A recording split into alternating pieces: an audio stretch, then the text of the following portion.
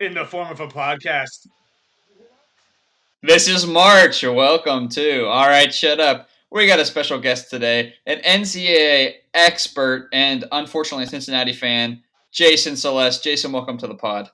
Nice to be here, Troy. I don't know about expert, but I do know about the Bearcats, and they'll be back next March. Don't you worry.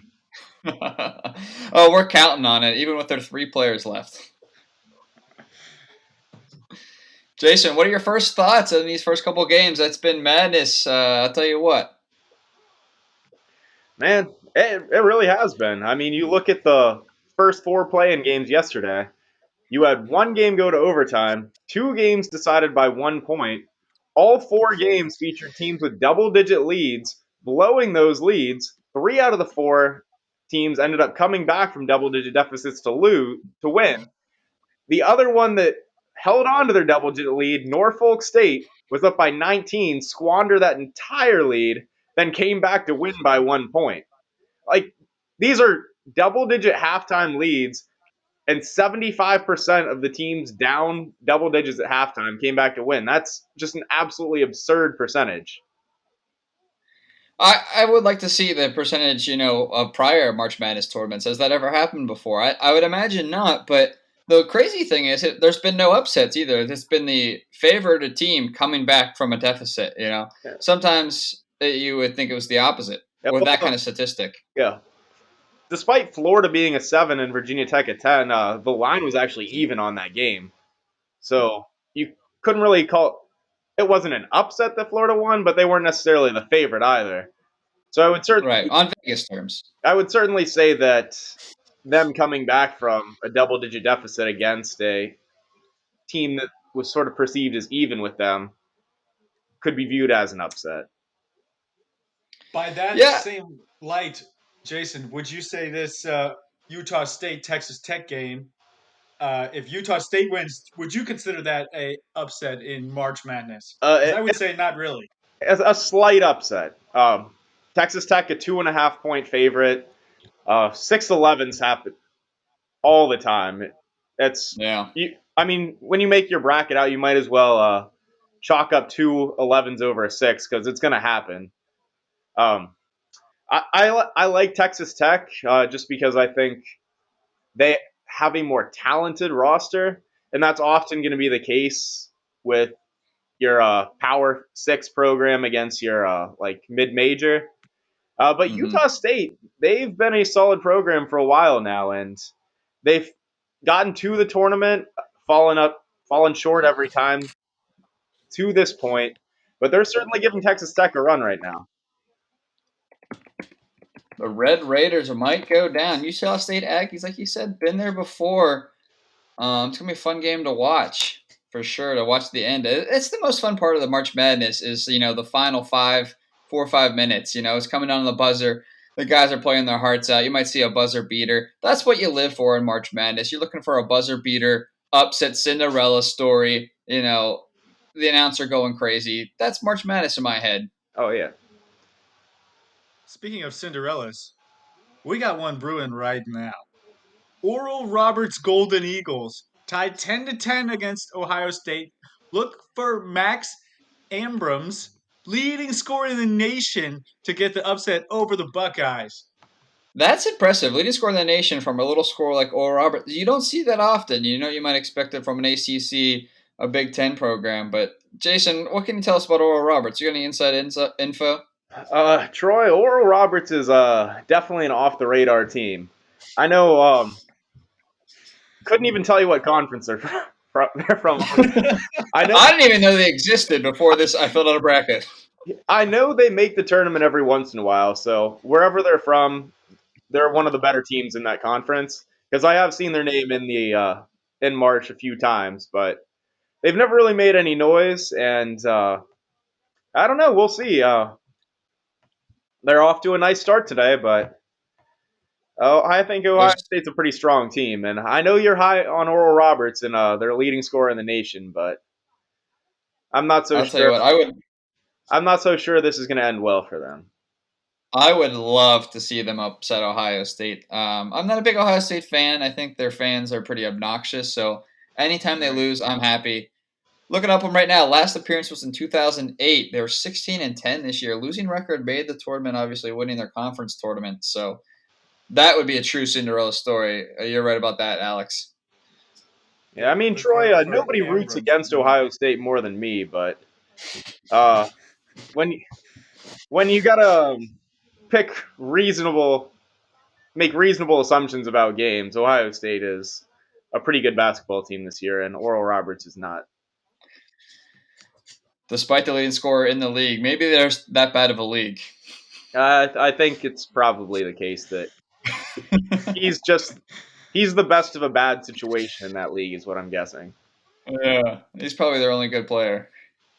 Most likely. How are you guys feeling about your final four picks? Now that we're a couple games in, kind of getting a feel for the tournament. You guys still feeling confident about your brackets? I'll tell you what, Troy. Yeah, after these, go ahead, Jason. Excuse me. I thought it over. You were pretty high on Texas, and I revisited that Texas Alabama matchup, and you swayed me. I've got Texas going to the Final Four now, which means There we go. Big 12 teams in the Final Four. That's got to be a first. 3 Big 12 teams in the Final Four. Not traditionally a basketball conference. One of them is not the Longhorns, baby. Kansas not in it. So let's hear your updated Final Four now that I swayed you. It's Gonzaga, the lone non-Big 12 team, with Texas, Oklahoma State, and Baylor. I like that. I like that besides Baylor. I'm not big on Baylor this year. Not big on Baylor. What's giving you pause about the Bears? The Bears, I don't like their defensive numbers. They seem like they play a little bit of James Harden defense, for lack of a better term, aka no defense whatsoever. So I think they don't have the tenacity. They say defense wins championships, Jason. I'm a firm believer in that. I don't think Baylor's got it this year on the defensive side of the ball. You know who says things like defense wins championships? People who don't Who's have that? offense, because offense wins.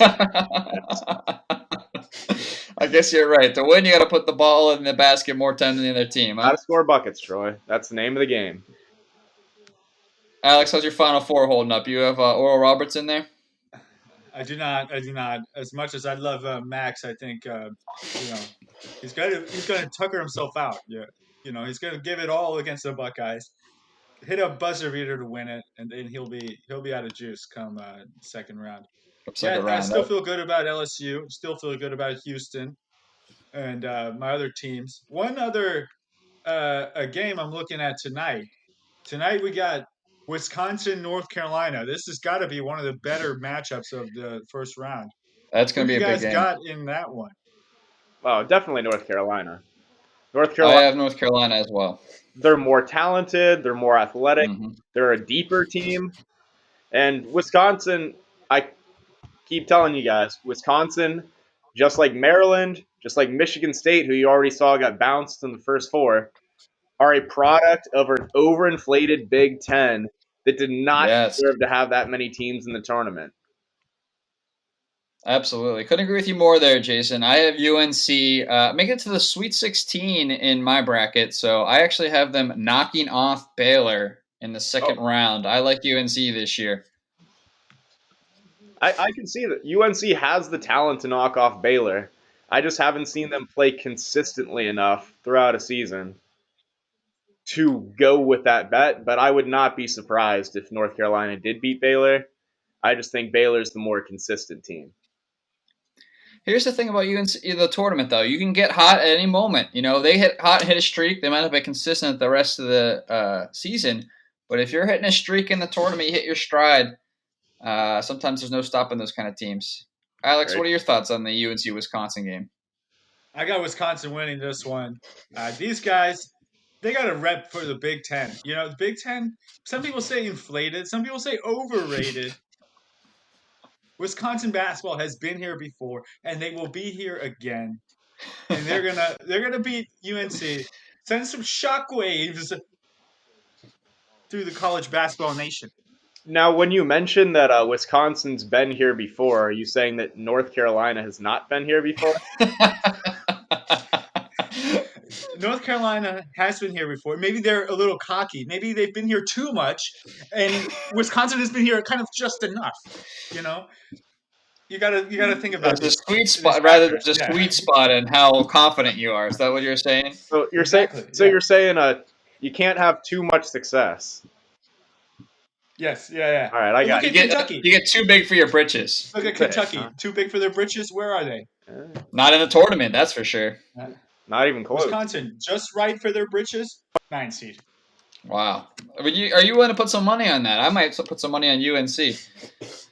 Yeah. Let's put a Permani sandwich on it. Oh wow. I was actually just going through the odds for the teams to win all the way. There's some good odds in there for some teams with good chances like Houston and Texas. You put your money down now before they go on their runs. Troy, are we still I got betting that? Houston winning it all.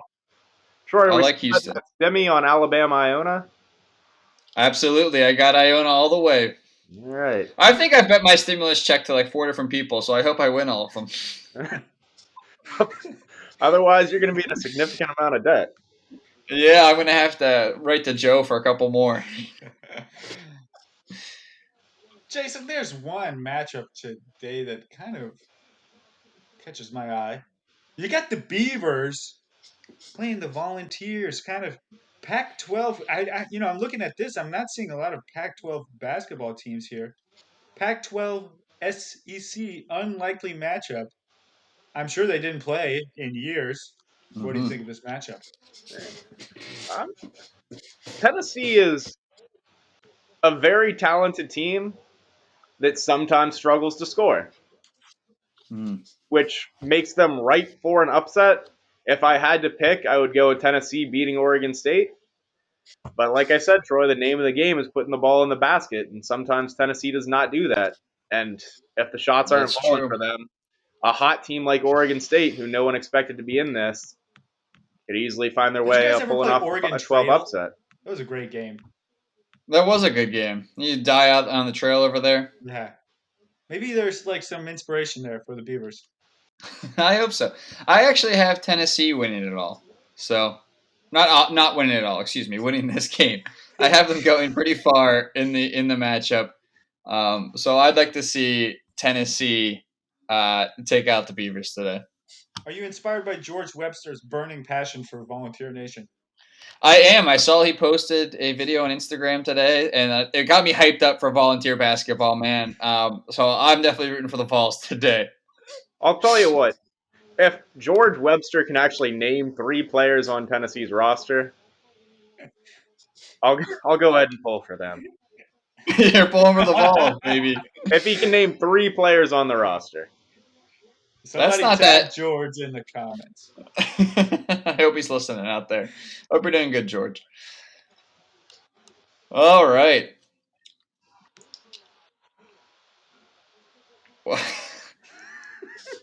All right. Well, we got one team that's undefeated in this tournament, the Gonzaga Bulldogs. Troy, you are kind of known as a Gonzaga hater. Do you think they got what it takes to win it? I'll tell you what, Alex. I've done 6 brackets this year. I actually have Gonzaga winning one of them. I would love to see them pull off a perfect season, but again, I don't think they have it. If I'm really looking, deep into the numbers and the brackets, I think Gonzaga is going to choke again this year. Probably in the Final Four. I think they'll make it to the Final Four, and they're going to lose to Texas. That's my thoughts on my official bracket here. I think they might lose to Texas in the Final Four. But obviously they're a talented team, but I don't think they have the heart and the depth to go all the way. Jason, what are your thoughts? I'll tell you what, Troy.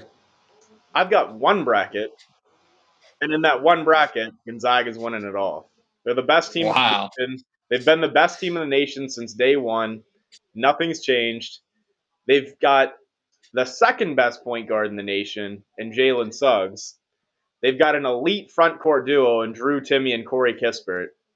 They've got solid role players in Andrew Nemhard and Joel Ayayi. It's a Mm-hmm. deep team. It's a talented team. Every single one of those players I named averages double figures. Only team in the nation, I believe, that has 6 players averaging double figures on the season. they can beat you anyway. They play solid defense as well.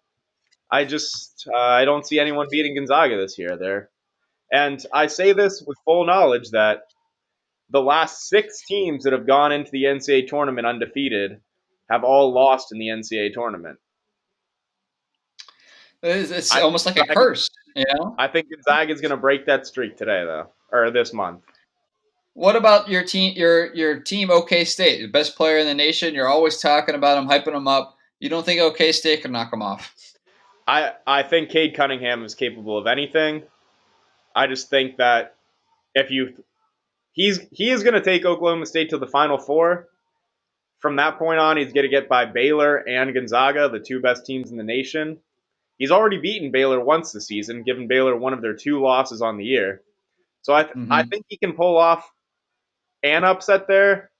I just think that when push comes to shove against Gonzaga and that deep roster that they have, he's just not going to be enough by himself.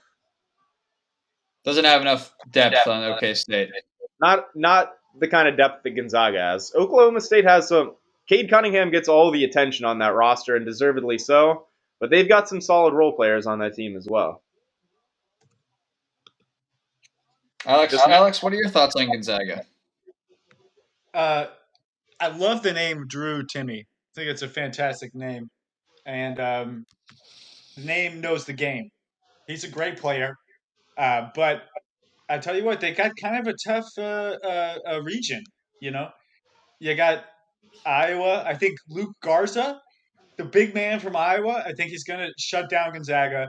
You know, if Gonzaga struggles to shoot the ball and they have to drive, Garza will be wading into paint, sending their stuff back to the West Coast because he's got that Midwest grit. Exactly. He's going to get him in the Elite Eight, in the Final Four. No, excuse me, Elite Eight, not the Final Four. And I think that's where Gonzaga season ends. Gonzaga's too cushy, man. They don't know about these Iowa farm boys. Those guys have been training out in the snow and mud for years. You know, these California kids at Gonzaga, they don't have the heart. I'll tell you what, Troy, that's where you're wrong. The catalyst of Gonzaga's roster, the point guard, top 5 NBA draft pick, Jalen Suggs, the pride of Minneapolis, Minnesota. He's got son of Terrell Suggs. He's practiced. Known fact. It snows 364 out of 365 days a year up there. He practices. I don't think that's true. Blood, sweat, and tears in the snow. He's snow up to his knees. He's still out there shooting baskets. That guy's got the heart. I guess we'll see. We will see if he's gonna got the heart to come and bring a championship back to Gonzaga. I believe that would be their first.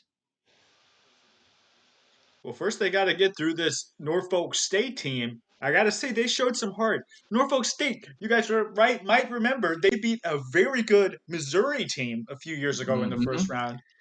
They are the 16-1 upset and send Gonzaga home crying. Norfolk State is known as a bracket buster. You never know what they're going to come through with. So I'll tell you the difference between that Norfolk State team and this one. That Norfolk State team had an NBA player in Kyle O'Quinn. And that Missouri team did not have the roster Gonzaga has right now. That's it's not going to be a pretty night for Norfolk State. Well, I guess we're going to have to wait and see. It's been a March Madness extravaganza. Celeste, let's hear your Final Four one more time. I got Gonzaga, I got Texas, I got Oklahoma State, and I got Baylor. Gonzaga taking it all. Alex, who you got?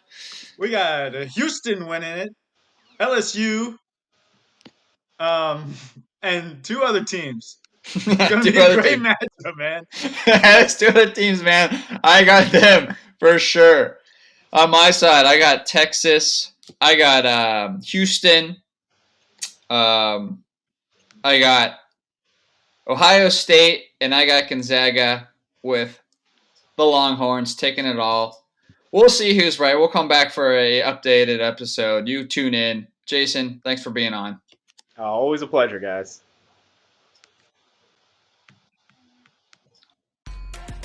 Hey guys, thanks for listening to another episode of All Right, Shut Up. Make sure to go ahead and leave us a review, help us grow the podcast. All right, shut up. Catch us next week on all your favorite podcast sites.